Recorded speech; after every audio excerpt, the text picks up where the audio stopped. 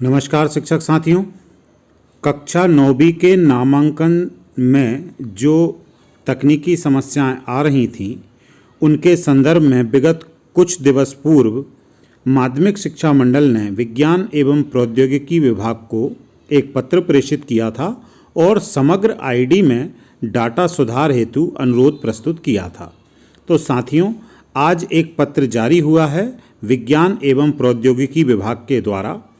इन्होंने समग्र के डाटा में जो माध्यमिक शिक्षा मंडल से संबद्ध विद्यालय हैं वहाँ के प्राचार्यों को संशोधन हेतु अनुमति दी है। यह संपूर्ण प्रक्रिया किस प्रकार की जानी है, इस मैनुअल के माध्यम से हम समझने का यहाँ पर प्रयास करते हैं। इसके बाद मैं आपको अगले वीडियो में ऐप के द्वारा भी पूरी जानकारी दे दूंगा कि किस प्रकार से आप संशोधन कर पाएंगे। तो यहाँ पर आप अपनी स्क्रीन पर इस पत्र को देख रहे हैं। इस पत्र में संदर्भ दिया गया है प्रमुख सचिव महोदय के पत्र का, जो कि माध्यमिक शिक्षा मंडल के द्वारा भेजा गया था। फिर यहाँ पर जो समस्याएं आ रही थीं उनके बारे में सूचित किया गया है कि कौन कौन सी चीज़ों में दिक्कतें आनी थीं। तो ये सब चीज़ें तो आपको पता ही हैं कि कहाँ कहाँ समस्याएं थीं। ये पूरी प्रक्रिया जो किस प्रकार की जानी है, अब वो आपको हम यहाँ पर बताने जा रहे हैं। स्कूल लॉगिन ऑन समग्र मोबाइल ऐप, ये जो पूरी प्रक्रिया है समग्र मोबाइल ऐप के माध्यम से होना है। इस ऐप में आपको Samagra ID of student, e KYC verification of Samagra ID, valid caste certificate for caste category update, ये सब चीज़ें आप कर पाएंगे। जो जो सुविधाएं आपको दी जा रही हैं समग्र आईडी में आप क्या क्या अपडेट कर पाएंगे, जैसे ई-KYC वेरिफिकेशन आप कर पाएंगे, नेम आप सुधार पाएंगे, DOB, gender, father's name, mother's name, caste, category, ये सब चीज़ें आप इस ऐप के माध्यम से अब कर पाएंगे।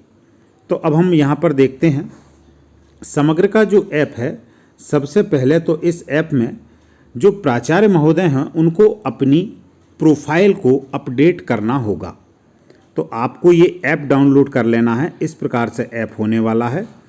विद्यालय के जो प्राचार्य हैं वो अपने मोबाइल पर इसे डाउनलोड कर लेंगे और विभागीय लॉगिन बटन पर आपको क्लिक करना है। आप 1 नंबर जो स्लाइड है यहाँ पर देखें। जब आप इस ऐप को देखेंगे तो कुछ इस प्रकार से इंटरफेस होगा और यहाँ पर जो तीसरे नंबर पर विभागीय लॉगिन है यहाँ पर आपको क्लिक करना है। विभागीय लॉगिन में आपको अपना यूज़र नेम दर्ज करना है, पासवर्ड दर्ज करना है, सही कैप्चा कोड भरना है और उसके बाद लॉगिन बटन पर आपको क्लिक करना है। तो ये दूसरी स्टेप हो जाएगी। तीसरी स्टेप में आपको क्या करना है, जो प्राचार्य महोदय हैं उनकी समग्र आईडी दर्ज करना है। यहाँ पर आपको लिखा हुआ मिलेगा प्रिंसिपल की समग्र आईडी दर्ज करें, तो वो आईडी आपको यहाँ पर तीसरी स्टेज में दर्ज करना है। दर्ज करने के बाद आपको लॉगिन पर क्लिक करना है। लॉगिन पर क्लिक करने के बाद जब आप अगली स्टेज पर पहुंचेंगे तो प्रिंसिपल की पूछी गई जानकारी पूर्णतः भरें। सबसे पहले तो जो प्राचार्य महोदय हैं उन्हीं का पूरा डाटा यहाँ पर भरा जाना है, जिसमें प्रोफाइल अपडेट करनी है आपको। प्रथम नाम जो भी प्राचार्य महोदय का होगा, अंतिम नाम, पिता का नाम, माँ का नाम, लिंग, मोबाइल नंबर, टेलीफोन नंबर आदि आदि डिटेल्स इसमें भर के आपको इसको सबमिट कर देना है। जब आप इस जानकारी को फिल कर देंगे तो अब अगली स्टेप जो उसमें ऐप में आपको मिलेगी वो होगा विद्यार्थी का ई-KYC करें। अब ये आपको कैसे करना है, तो आप ऐप में जाएंगे और यहाँ पर आपको 3 ऑप्शन अपनी स्क्रीन पर दिख रहे हैं। विद्यार्थी का ई-KYC करें, इस पर आपको क्लिक कर देना है। क्लिक करने के बाद विद्यार्थी का समग्र आईडी दर्ज करें, उसकी जो SSM आईडी है वो आपको यहाँ पर दर्ज करना है। कैप्चा कोड जो दिया हुआ है उसको डालना है और उसके बाद सबमिट करें पर क्लिक आपको कर देना है। जब आप सबमिट करें पर क्लिक कर देते हैं तो आपको जो डाटा है उस बच्चे का वो दिखेगा। आधार नंबर या वर्चुअल आईडी दर्ज करना है। OTP या बायोमेट्रिक द्वारा भी सत्यापन आप कर सकते हैं। या तो आधार नंबर हो आपके पास, आधार नंबर नहीं है तो आधार नंबर से ही एक वर्चुअल आईडी भी जनरेट की जाती है, उसका प्रयोग कर सकते हैं। या OTP जो मोबाइल नंबर पर आएगी, या बायोमेट्रिक डिवाइस यदि आपके पास है तो इसके द्वारा इतनी जगह से आप उनको सत्यापित कर सकते हैं। तो आपको आधार नंबर दर्ज करना है। दर्ज करने के बाद आपको वेरिफिकेशन का ऑप्शन चुनना है कौन सा वाला आप OTP से करेंगे या बायोमेट्रिक करेंगे। जो भी आप चुनते हैं उसको क्लिक करने के बाद OTP जनरेट करें पर आपको क्लिक कर देना है। क्लिक करने के बाद OTP संबंधित मोबाइल पर भेजी जाएगी। वह OTP यहाँ पर प्रविष्ट करना है और अगली विंडो में आपको एंटर कर जाना है। अगली विंडो में जब आप जाएंगे तो आधार से समग्र में नाम, जन्म तिथि और जेंडर अपडेट करने के लिए बॉक्स को टिक करें। आधार से मिली जानकारी से KYC का अनुरोध दर्ज करें।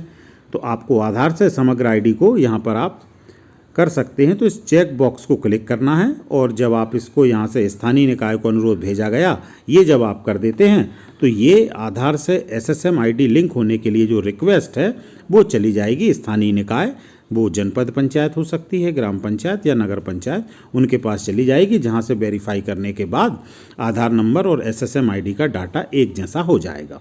तो एक तो प्रक्रिया ये हो गई। इसके बाद चलते हैं हम विद्यार्थी की KYC का अनुरोध सत्यापन। तो अब यहाँ पर आपको विद्यार्थी का KYC करें ऑप्शन को चुनना है। विद्यार्थी की समग्र ID दर्ज करना है। समग्र ID दर्ज करने के बाद जानकारी मिलने पर रिक्वेस्ट अप्रूव या रिजेक्ट करें। तो आप यहाँ पर जो समग्र ID है वो डाल देंगे और वो जो रिक्वेस्ट आपने अभी डाली थी वो रिक्वेस्ट अप्रूव करने का ऑप्शन यहाँ पर आपको भी मिलेगा। यदि सही है तो आप यहाँ से अप्रूव उसको कर सकते हैं। अब विद्यार्थी की जाति यदि SSM ID में गलत है तो आपको कैसे करना है, तो इसके लिए आपको विद्यार्थी विवरण अपडेट करें, विद्यार्थी विवरण अपडेट करें, इसके ऊपर क्लिक कर लेना है। क्लिक करने के बाद सेम प्रोसेस वही रहेगी। कैप्चा आपको डालना है। कैप्चा डालने के बाद आपको सबमिट कर देना है। फिर OTP आएगा, OTP यहाँ पर प्रविष्ट करना है। OTP प्रविष्ट करने के बाद जो जानकारी है वो यहाँ पर दिखाई देने लगेगी। जो SSM ID में प्रविष्ट है उस जानकारी को अपडेट करना है। तो जानकारी अपडेट करें, इस कॉलम पे आपको क्लिक करना होगा। यहाँ जब आप इस कॉलम पर क्लिक कर देते हैं तो वो जो जानकारियाँ आप अपडेट करना चाह रहे हैं वहाँ पर जाति अपडेट करें ये लिखा हुआ मिलेगा, उस पर आपको क्लिक कर देना है। क्लिक करने के बाद अब आप जाति को अपडेट करें। जाति को अपडेट करने के लिए आपको जाति प्रमाण पत्र जो बच्चे का है उसका जो पंजीयन क्रमांक होगा वो दर्ज कर देना है। उस पर जो डेट डली है वो आपको दर्ज कर देना है। कैप्चा कोड भर देना है और जानकारी संग्रहित करें या सेव करें पर आपको क्लिक कर देना है। तो इस प्रकार से आप जाति अपडेट कर पाएंगे। माता पिता का नाम यदि आपको अपडेट करना है तो वहीं आपको उसी पोर्शन में जाना है। विद्यार्थी का विवरण अपडेट करें, उस पर क्लिक करना है। क्लिक करने के बाद समग्र ID या मोबाइल नंबर आपको डालना है बच्चे का और उसके बाद उसको सबमिट करें पर क्लिक कर देना है।